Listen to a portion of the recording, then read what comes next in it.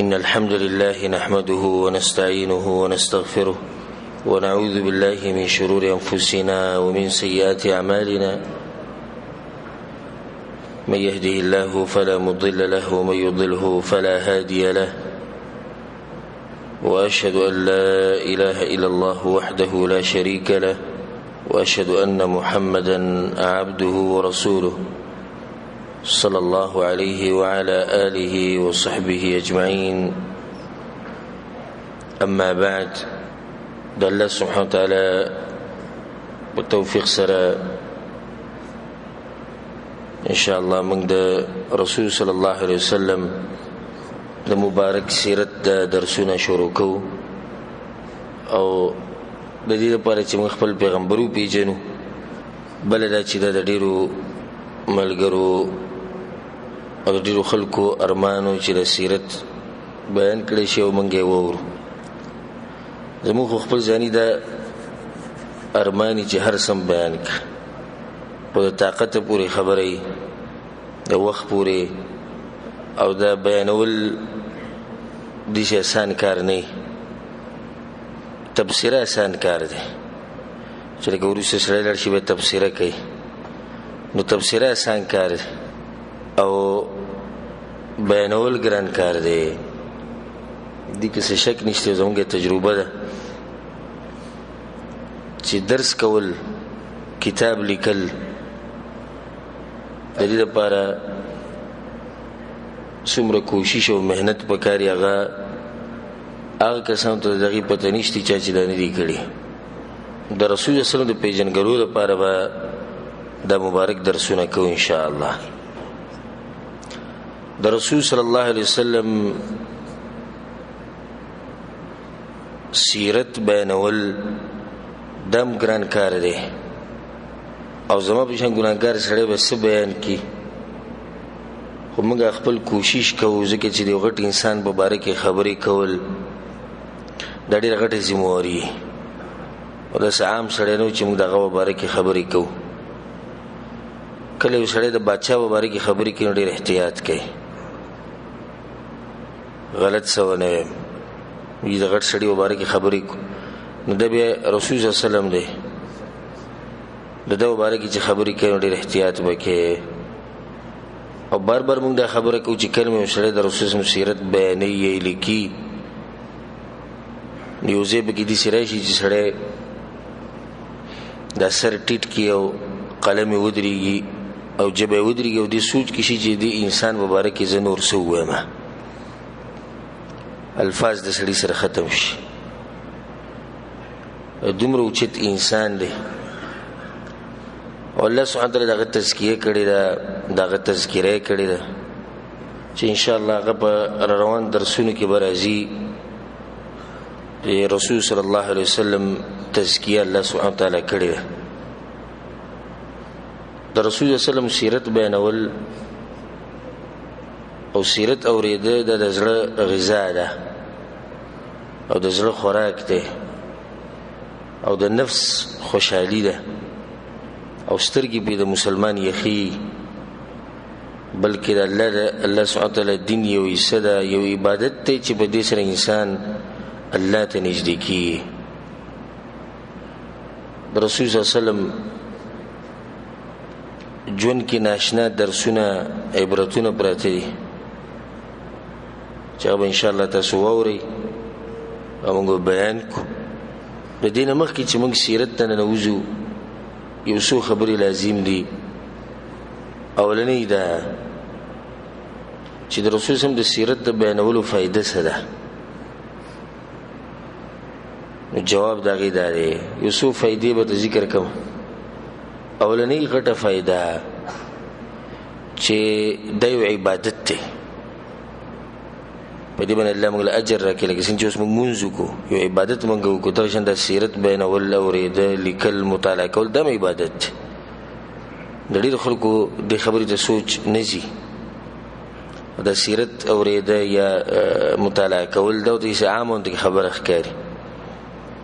حالانکې د سیرت بیانول او اورېده، لیکل، مطالعه کول دا عبادت دی چې په دې باندې انسان الله سبحانه وتعالی ته نږدې کېږي. نو د سیرت چې کوم بیانو به په دې باندې موږ الله ته نږدې کیږو او دا به یو عبادتي زمونږه. نو غټه فائدہ به کې ده. دویمه فائدہ به سیرت کې هغه ده رسول صلی الله علیه وسلم د انسانانو لپاره د پیریانو لپاره د ټول لپاره یو نمونه ده، یو قدوه ده چې په دې باندې خلک روان شي په عقیده کې، په عبادتو کې، په اخلاقو کې. لکه څنګه چې الله سبحانه وتعالی په قرآن کې وایي لقد كان لكم في رسول الله اسوة حسنه، یقینا ستاسو لپاره په دې پیغمبر کې ښه نمونه پرته ده. نو موږ د هغه پورې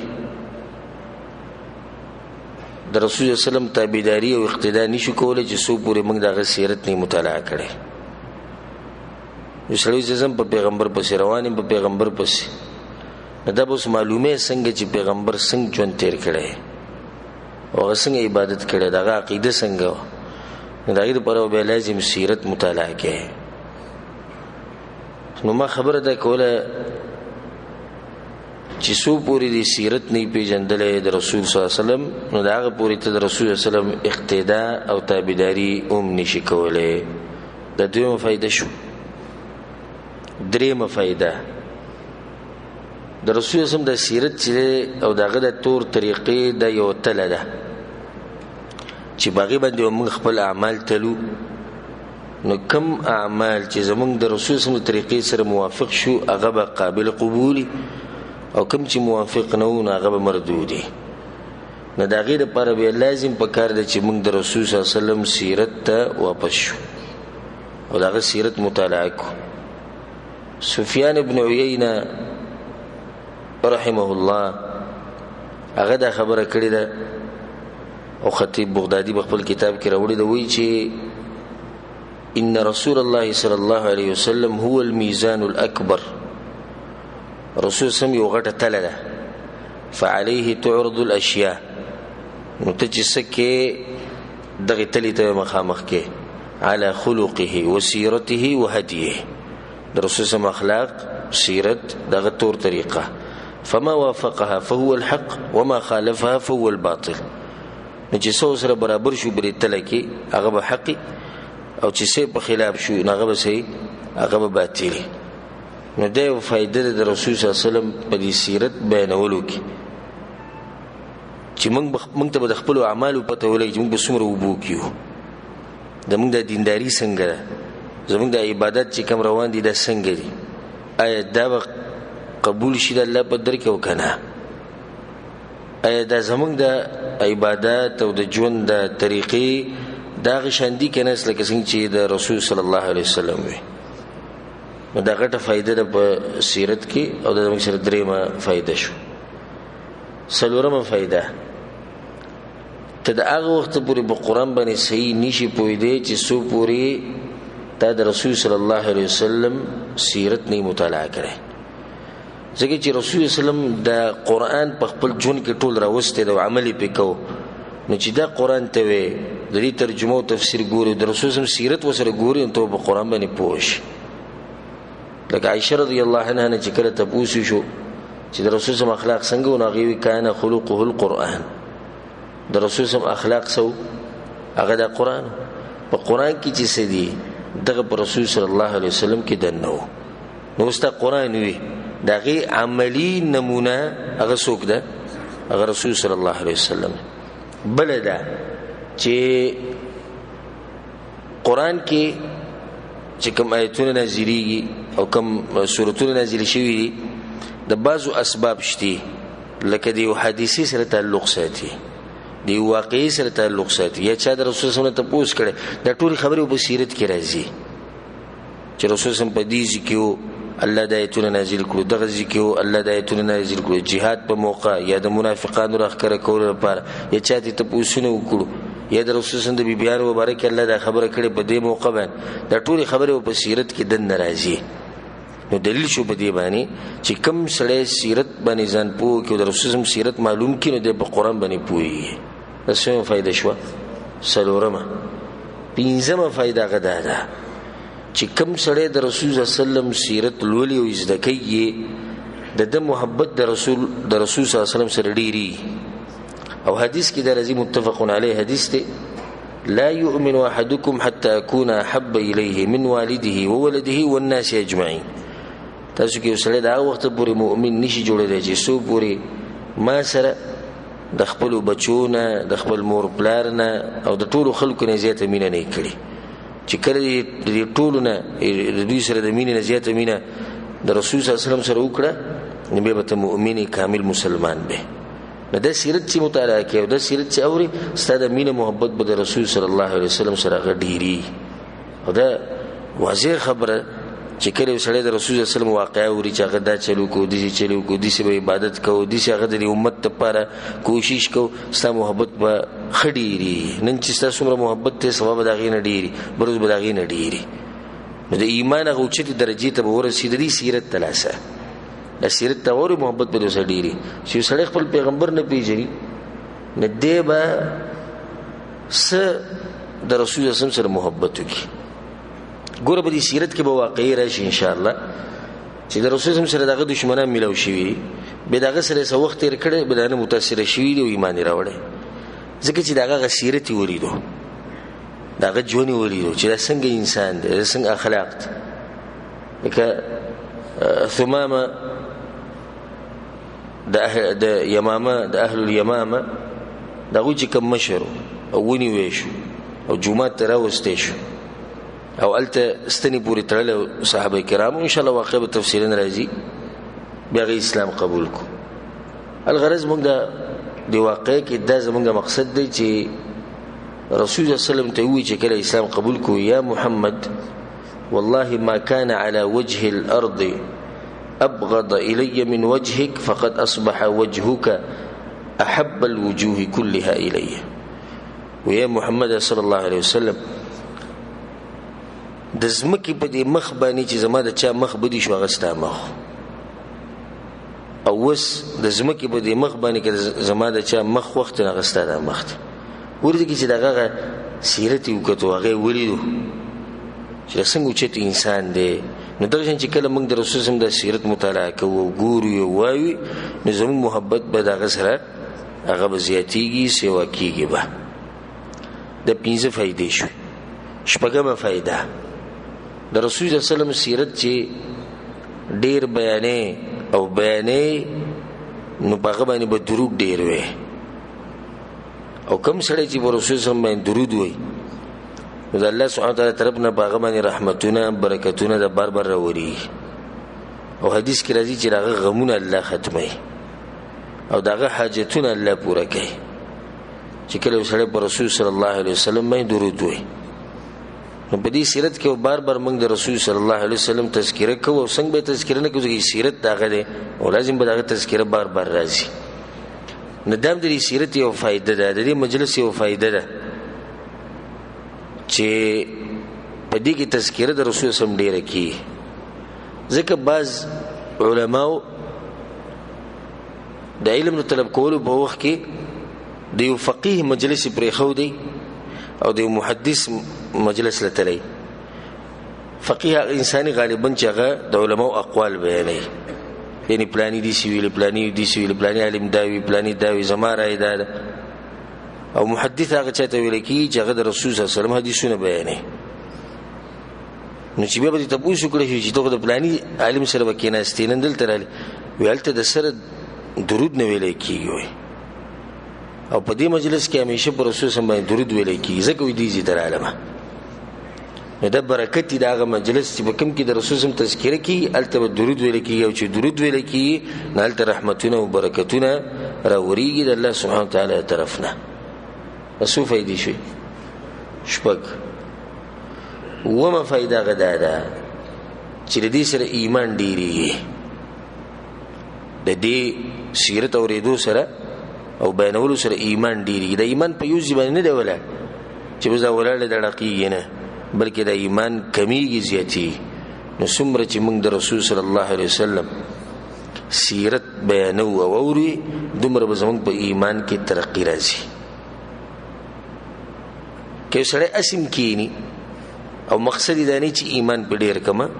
خو الله سبحانه وتعالی به په دې زړه کې وته دي سي سور واچي د متاثر شي ایمان به ډیر شي دغه مجلس نو به دې زړه به نه کې زیاده مجلس نه پاسه د رسول سم دومره خوږ سیرت ته او دومره ناشنا سیرت او د رسول سم خواته څه کسان راغلي دغه د اخلاقونو دومره متاثر شي دغه د سیرت دومره متاثر شي چې راغلي دنیا له او ځان سره ویوړو سه ایمان راغلي دنیا له او ځان سره سه ویوړو ایمان ځکه حدیث کې دا راځي امام احمد بن حنبل رحمه الله راوړی د انس بن مالک رضی الله ان رجلا سأل النبي صلى الله عليه وسلم فاعطاه غنما بين جبلين یو کس پر رسول په سراغه او د رسول صلی الله علیه وسلم غوښتنه وکړه ایز غریب مال سراک رسول الله صلی الله علیه وسلم د بیزو ګړو دومره غټ کندک ورکو چې دوه غرونو په منځ کې علاقه او دا پوره ډکای دومره غټ کندک رسول الله هغه ورکو چې کله خپل قوم ته ورغه وی یا قوم اسلموا اي قوم اسلام قبول کړي فإن محمدا يعطي عطاء رجل لا يخاف الفاقة یقینا پیغمبر صلی الله علیه وسلم چې چاله سور کینو دسی ورکی چې د غربت نه بینيري وان كان الرجل لا يجيء اليه ما يريد الا الدنيا ويسړیو برسوس په سرغه دنیا به غوښته لکه دا سړی راغلی وکنه خو ځان له غوښتو چې رسول الله مال سراک فما يمسي حتى يكون دينه احب اليه من الدنيا بما فيه دا سړی برغه برسوس په دنیا به غوښته خو چې د رسول الله مجلس نه وته نو دنیا او په دنیا کې چې سدي د دین به زیاته مینه د بیا د دین سره وا هغه نو متاثر شو ما خبره ده کول چې سیرت سره ایمان ډیری ست ایمان کې به ترقی راځي ته کافر راشي پر رسول په سره د اخلاقونو متاثر شي موته مسلمانان یو په غو ایمان راوړي لازم به د سیرت تلاسه زمون په ایمانونو کې ترقی راځي او زیاتیږي وا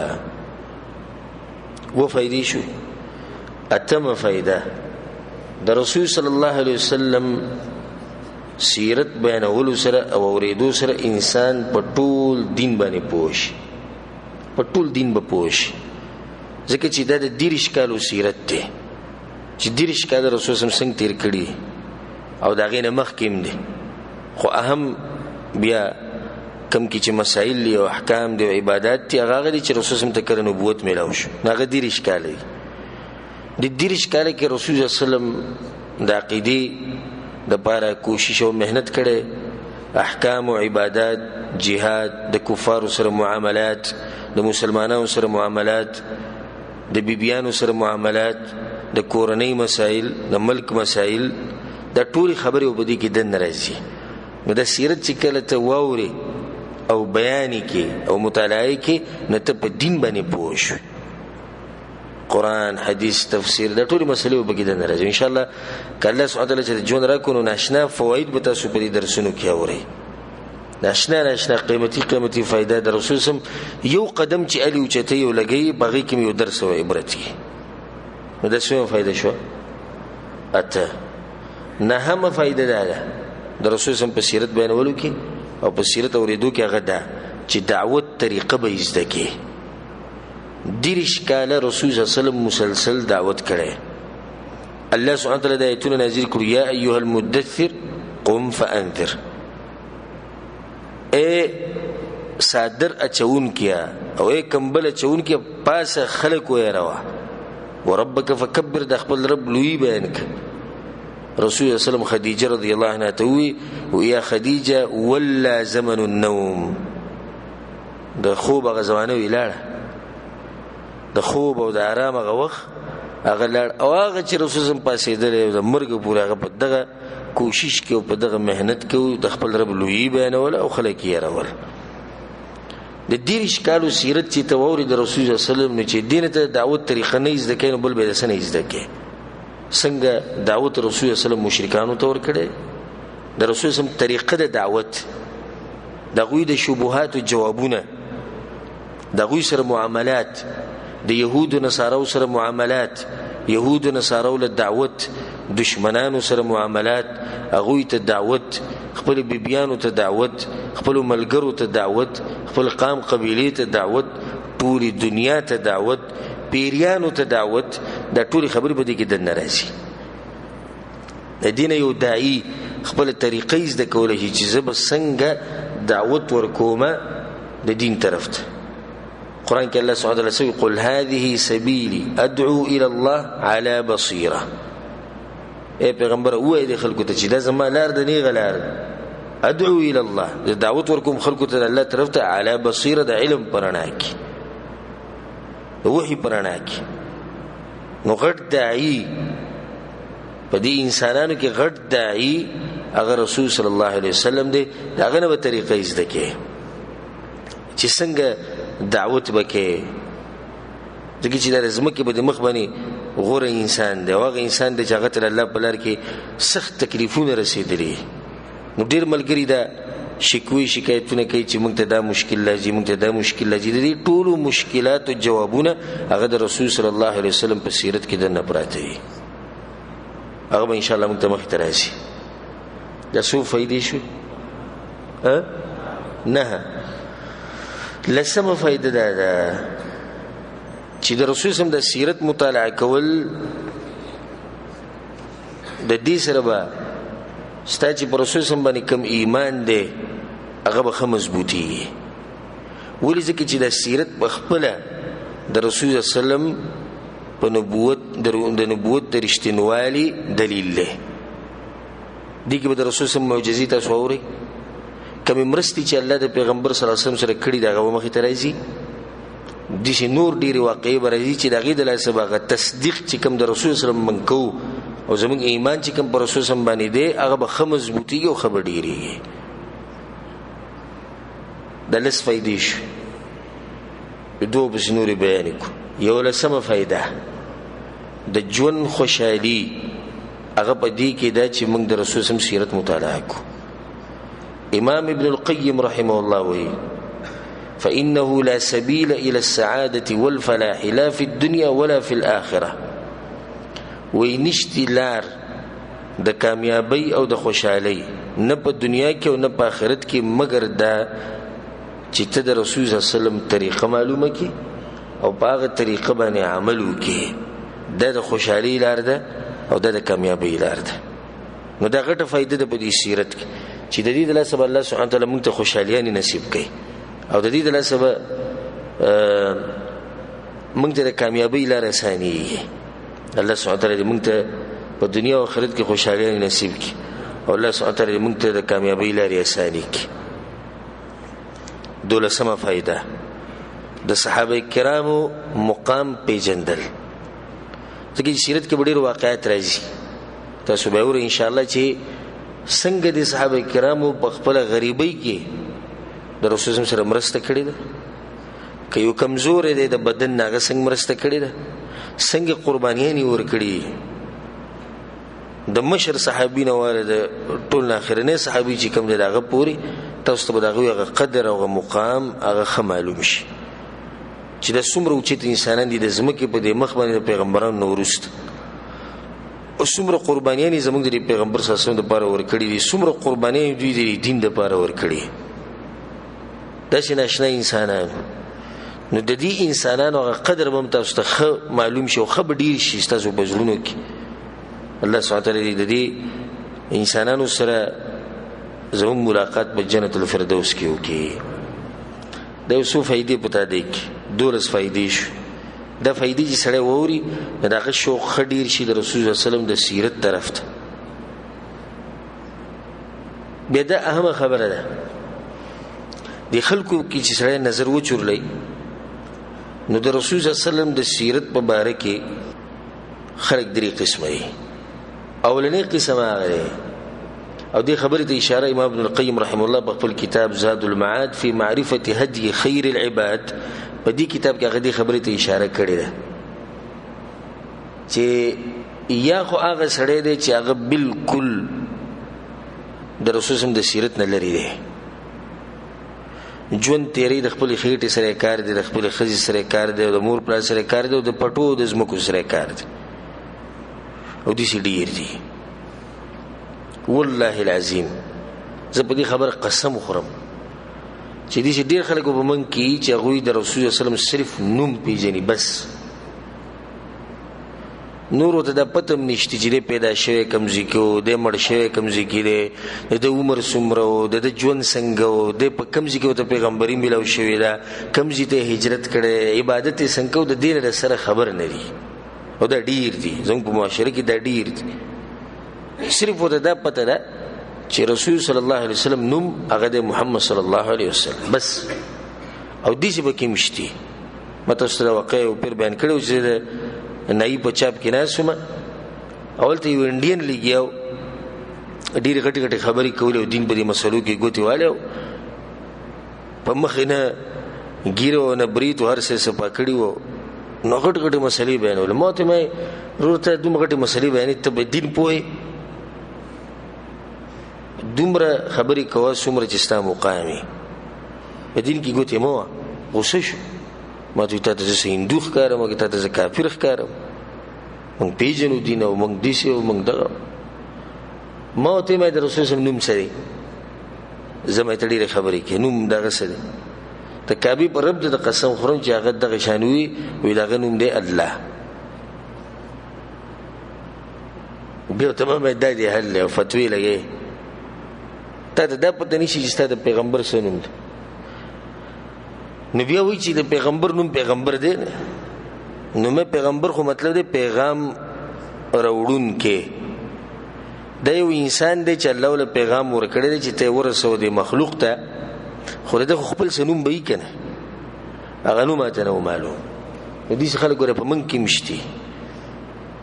چې هغوی له دومره دي چې صرف ورته نوم معلوم دی نور د مخکې د سره خبر نه وي او چې د دې نه خبر شو د رسول صلی د ژوند نه نو ژوند به دې بدل شي. دغه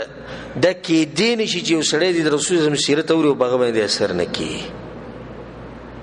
او چې کله پې اثر نه کېدو نو دې سړي ته لاسنیوه کول پکار دي ځکه چې دې پته نشي چې په کومه درجه باندې دی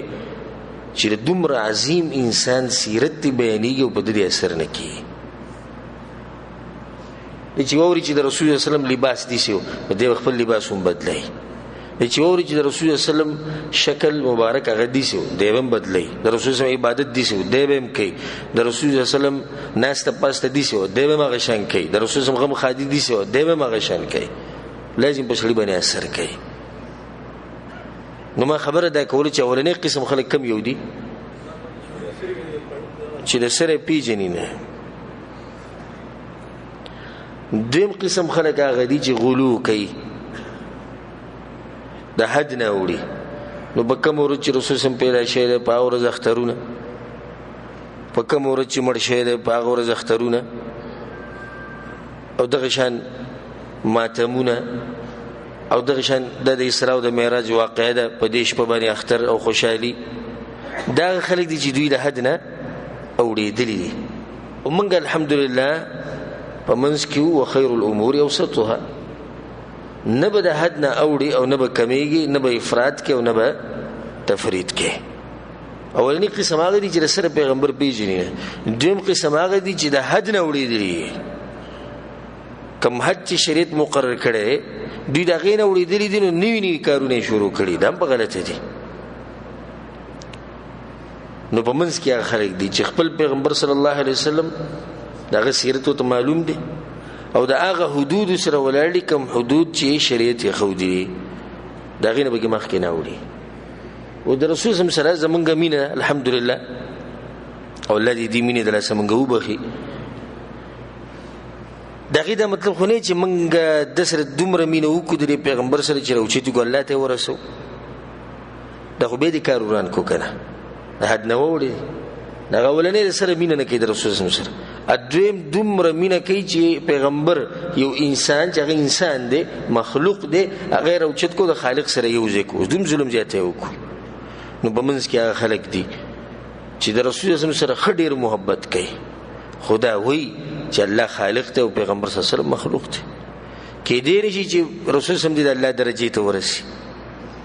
کېدی نه شي چې الله خاص صفات هغه په پیغمبر صلی الله علیه وسلم کې دننه وي. نو دا ما یو فائدې تاسو ته بیان کړه چې د رسول صلی الله د سیرت مبارک کې خلک په درې قسم دي. دا اهمه فائدې ده نن سره یاد ساتئ او همیشه په دغه خلکو کې اوسئ او دغه خلک د ځان نه جوړ کړي کم چې نه افراد کوي او نه تفرید کوي په منځ کې ژوند تیروي. بل اهمه مسله د دې بعضو خلکو دا مطلب دی چې د رسول صلی الله علیه وسلم د سیرت مطالعه کول غواړي نو د هغې دپاره به هغه کتابونه ګوري کم باندې چې له پاسه لیکلي چې د رسول صلی الله علیه وسلم د سیرت مبارک کې ده. داسې ستاسو ټولو په ذهن کې ده که نه؟ وایي سړی زه د رسول صلی الله علیه وسلم سیرت ګورم نو ته به ورته څه وکړه؟ د سیرت کتابونه د الله والا. حالانکه دا غلط سوچ دی چې د رسول صلی الله علیه وسلم سیرت په دې کتابونو کې صرف دی. د رسول صلی الله علیه وسلم سیرت په قرآن کې مشته. قرآن کې دا سیرت شته کې نشته؟ شته. د رسول صلی الله علیه وسلم سیرت په صحیح بخاری کې مشته، په صحیح مسلم کې مشته. دا ټول سیرت دی کنه. صحابي رسول صلی الله علیه وسلم راغه او د سیدی سی وکړو. دا سیرت نشو؟ رسول صلی الله علیه وسلم جمعه ترانه وته مونږ په دې طریقه باندې وکړو. سیرت. رسول صلی الله علیه وسلم د زکات مسله دي سی وکړه. دا سیرت دی. رسول صلی الله علیه وسلم جهاد لوته دا خبري وکړي، دا شروط بیان کړو، دا آداب بیان کړو. دا سیرت. دا ټول د سیرت کې داخلي خو دې ډیر خلکو د ذهن دی چې د سیرت چې ته مطالعه کول غواړي دا غیر لپاره به لازم هغه کتابونه ګوري کم چې صرف د رسول الله د سیرت مبارک لیکل شوی. صحیح ده چې دا کار چې کوم علماو کړی دی هغه د دې لپاره کړی دی چې د مسلمانانو ته سانتیا پیدا شي. نو په یو مستقل کتاب کې د رسول الله سیرت بیان کړی. نور د رسول الله سیرت د قرآن کې مشتي، د رسول الله سیرت د حدیثو چې کوم مشهور کتابونه په ټولو کې شته. بل مسله دې نه مخکې چې سیرت درسونه شروع شي د رسول الله صلی الله علیه وسلم د سیرت یو څو خصوصیات دي، خاص میزات پکې د نه پراته دي، خاص خبرې دي. اولنۍ خبره هغه ده چې د رسول صلی الله علیه وسلم د سیرت چې په دې کې ټول تفصیل پروت دی او دې بل یو انسان نشته چې دا غری دومره تفصیلی سیرت وي. څومره غړ خلک تیر شوي د ځمکې په دې مخ باندې سیرتونه شته، تاریخ پروت دی، مختصر تاریخ پروت دی. خو د دې پیغمبر صلی الله علیه وسلم هغه سیرت تفصیلی سیرت دی. کور کې دنه څنګه، کور نه بهر څنګه، دشمنانو په مقابله کې څنګه د مسلمانانو سره معاملاتو، سیاسی معاملات څنګه، د ملک حالات به څنګه ساتل، څه طریقې خولې دي، د دسماتي پوری د ټول سیرت د رسول صلی الله علیه وسلم شته. نو دا صرف د رسول صلی الله علیه وسلم د سیرت میزه ده او خاصیت ته چې دې کې د ټول تفصیل پروت دی. دویمه مسله او دویمه میزه هغه ده چې د رسول صلی الله علیه وسلم دا سیرت چې کم تفصیل سره دی د خپ سند سره دی، یعنی شک ته بګي موقع نه ملاويږي. صحیح ده چې منګړت روایت مشتي، منګړت قصې مشتي. موږ هغه خبرې نه کوو، موږ صحیح سیرت وایو چې خط تفصیلی سیرت او خپ صحیح سندونو سره دی. او الله سبحانه وتعالی څنګه د دې پیغمبر صلی الله علیه وسلم د سیرت حفاظت کړي، لکه څنګه چې د حدیثونه دي کې احکام او عبادت بیان شوي، سند دي پلانی د پلانی نورې دي، پلانی د پلانی نورې دي، اله دا خبرې موږ ته رسیدي. دغه جن د سیرت موږ ته را رسیدلې په سندونو سره رسیدلې. دا کوم سیرت چې بیانول کېږي د دې سینه چې یو مولا کتاب لیکلی دی چې سې پزړه کې راغلي دی غي لیکلی چې سې اوریدلی د هر چا نه غي لیکلی نه، د خپ صحیح سندونو سره بیان شوی. او کوم چې کمزور سند دی یا منګړت روایت دی، علما او خوازه ویلي چې دا واقعیت رسول الله په سیرت کې د دروغ دي. نو دا حفاظت کوون کې اصل کې الله سبحانه وتعالی بل دې انسان نشي چې دغه سیرت دې حفاظت شي او دغه سیرت په دې طریقه باندې راغلی او شروع شوی د سیرت ته کم ځینې، یعنی د سیرت نقل کول بیانول د صحابه کرامو د وخت نه شروع شوی، د ورسته نه دی شروع شوی. او بای باندې یو دلیل زما په ذهن کې اوس راغی ان شاء الله په دې سیرت کې مخ کې په خپل راځي چې عبد الله ابن عباس رضی الله عنهما هغه زوړ کې ومه او لاړم د خپل ترور میمونه رضی الله عنها چې د رسول الله بیبي او دای په کور کې مشپه وکړه او دا شپه می وی د لپاره وکړه چې زه وګورم چې رسول الله صلی الله علیه وسلم د شپې څنګه عبادت کوي، د اوس سیرت را نقل کوي. څنګه الله سبحانه وتعالی دې پیغمبر غ سیرت ژوندې ساتي ورفعنا لك ذکرک الله وی موږ بستا دا نوم دا بروخانه کو دا بدیسی کو چې همیشه به خلک یادې اوس یادې ان شانئک هو الابتر اے پیغمبر یقینا ستا دشمن به خیر دی کله چې رسول الله د زامن وفات شو مشرکین په خندا شو وې دې میراث دي صرف لونه دي او زامنې مړ شو نه دې به څوک یادې الله وی دوی ته وایي چې تاسو دې چې تاسو به څوک نه یادې تاسو به خیر یې نه هغه پیغمبر صلی الله علیه وسلم چې داغه زامن په وړوکوالي کې مړ شوی او پاتې شوی صرف لونه وي داغه تذکرہ الله سبحانه وتعالی دې څه اوچته کړه چې کوم ذکر الله نو مغسته کی نو خو کې اوس د رسول سم نوم راشي دې بانګ ته وګوره چې الله نوم راشي د رسول سم نوم بګرای د شم په نور د عبادت مقامات تی چلته د نمونه یو ځای راشي او هغه مشرکان د مکی مشرکان چې دغه لس زمانو دی یو کس او 15 زمان به 15 زمان به 8 زمان به الله سبحانه وتعالی دغه تذکره او نوم او نشان او هر څه ختم کړي ما خبره ده کول چې الله سبحانه وتعالی څنګه ساتل دي پیغمبر صلی الله علیه وسلم د سیرت چې عبد الله ابن عباس یو ماشوم شپکې د خپل ترور کړه صرف د دې لپاره چې زه دا وګورم چې رسول الله صلی الله علیه وسلم د شپې عبادت څنګه کوي بدلته د فائدې لپاره یاد ساتي دا خبره چې یو خود احکام مسائل او د عبادت او د مسائل لکه د منځ او د زکات او نور عبادت شي په دې کې علما په سند کې ډېره سختی کوي لکه کمزور سند قطعا قبلي او چې قبلي د پر خپل شروط دي چې زموږ د اوس موضوع نه ده او د سیرت په واقعو کې او په روایتو کې علما لګه اسانی کوي نو په دې کې به دومره سختی نه وي اوس یو واقعه درغلي د رسول په سیرت کې علما بیان کړي د معمولی غونډې کمزورتۍ په سند کې شتي نو علما د کمزورتۍ ته بیان ګوري نو اوس مونږ کې دي په سیرت کې مونږ بیانوم دي سی واقعي چې بعض علما باغې باندې جرح کړي چې دې په سند کې دا مسله شتي خو بیان کوي چې جمهور العلماء بیانې غالبا علماء بیانې دا نه چې سبا له سره را پاش چې تا چې ابل اوس کوم خبرو کړه هغه سند کې دی سند کې دی د دې په سند کې به دومره سختی نه کوي لکه څومره چې نور مسلو په دې اسانیدو کې سختی کوي دا یو فائدې ځن سره یاد ساتي د دې بعضو خلکو د سی مثال لکه د مچ څه چل کوي په ګندګۍ کې نه چې ته خزي ته نشي نو دا یو دې سره به ستا ګنټه درس یا درسونه به ووري دا غینه به یو مسله راو بس نه خیر دا مسله کمزوري بیان کړي او غسمره چې فائدې دی هغه ټولې به هغه به پری نو دې سني کول پکار د سیرت په سندونو کې علما اسانتیا کوي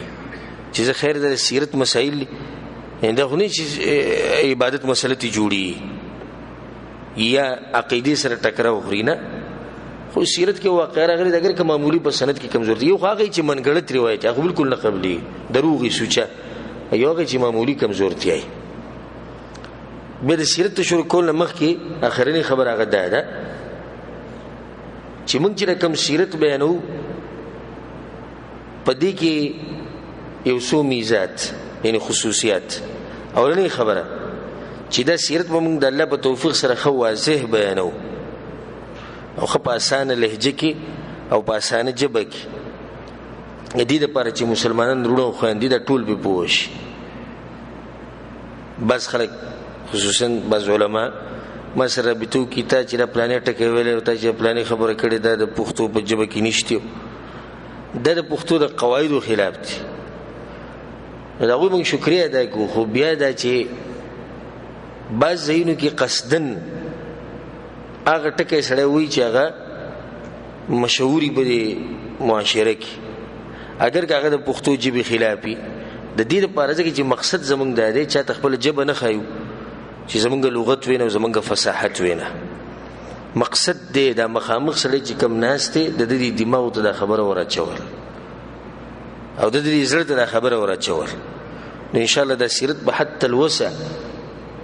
په آسان الفاظ کې او په واضح طریقې سره بیانو د الله په توفیق سره دویمه مسله په دې سیرت کې به ان شاء الله منګړت روایت تاسو نه اورئ نو کوم سیرت چې به بیانو مزید الله په توفیق سره دا به هغه سیرت چې لدې سندونه به صحیح ان شاء الله او منګړت قصې پالتو قصې دې خبرې چې عقیده خلافي د منهج خلافي د سلف او د منهج خلافي د سلفیت خلافي اب ان شاء الله دغه دې سیرت کې نه ها دا فائدہ برته بیانومه چې په دې واقعې کې بعض خلک دې قسمه قصې کوي خدا منګړتي دي هم تاسو د علم زیاتولو لپاره بیانو چې تاسو ته پته ولګي چې خلک دلته دا قصه کوي خدا دروغ ده لکه مثال رسول الله صلی الله علیه وسلم د هجرت واقعه دا راځي ان شاء الله نبی هغه غار کې ناسو درې ورځې نبی بعض علما دا خبره کوي بعض کتابونو کې شتي چلته بیا جولا راغو او کوتر رالو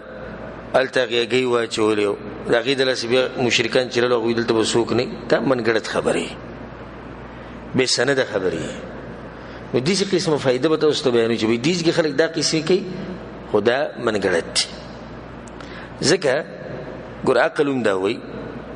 الله سبحانه وتعالى د خپل پیغمبر حفاظت کړي د بدغه ذکی او د ابوبکر صدیق رضی الله عنه نو ناشنا خبره خدای ده چې الله د غوی حفاظت کو او د غوی د غار ښکارو په دې کې څه تعجب دی چې هغه پټ دی او الله حفاظت کړي په دې کې څه تعجب شته او بیا غار پټ دی نو هغه ته نخ کوي کنه خو چې غار کولاوي او غوته نه ښکار شي دوز الله سبحانه وتعالى ناشنا طاقت دی درېمه خبره په کوم ځای چې هم منګه سواقع بیانو د رسول الله د ژوند څخه خبره کو دا غینه به یو درس او عبرت او فائدہ غو لازم بیانو ځکه چې د سیرت د دې لپاره زنه بیانوم چې خلک زما صفاتو کې او نه دې لپاره بیانوم چې مال به سوکسه دنیا راکې او نه دې لپاره بیانوم چې تاسو نه پېچاندې علم او نه دې لپاره بیانوم چې زما شهرت وشي نه دا چې زه بیانوم صرف محض د الله سبحانه تعالی راضي کولو لپاره او د دې لپاره چې موږ د سیرت په خپل ژوند کې راولو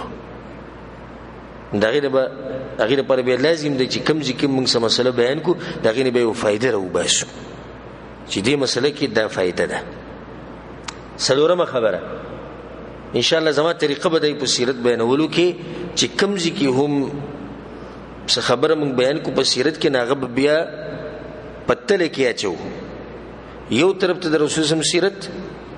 او بل طرف ته زمنګ وسنه حال دې موازنه وکړو چې موږ څومره وبو کیو د دې نه بغټه فائدہ موږ ته ملوي پنځمه خبره زه په زیبا د عقیدی مسلې ته اشاره کوم او زه په زیبا د عبادت او احکام او دې طرف ته اشاره کوم او ان شاء الله د الله په توفیق سره اگر کدا د دې سیرت ختمې ده چې په کوم ورځ رسول الله وفات شو دا به د سیرت اخرنه درسي چې رسول الله وفات شو بیا په مدینه کې څه احوالو دا وخت پورې پتن شي ژوند دی به عمر به کو چرته الله غزي ته ورسول او دا سیرت پوره شو نو ناشنا فواید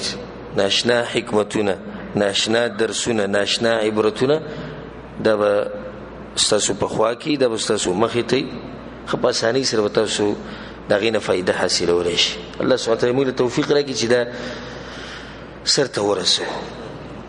او الله سبحانه وتعالى موږ توفیق راکړي چې په دې سیرت باندې عمل وکړو د عربو دینی حالات د جاهلیت په وخت کې او دغه شان د عربو اجتماعي حالات د جاهلیت په وخت کې او دغه شان دغوی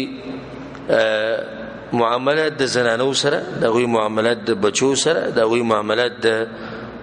ملګرو سره د خپل خپلوانو سره د ان شاء الله پر روان درسونه کې بیانو به دغه نه بعد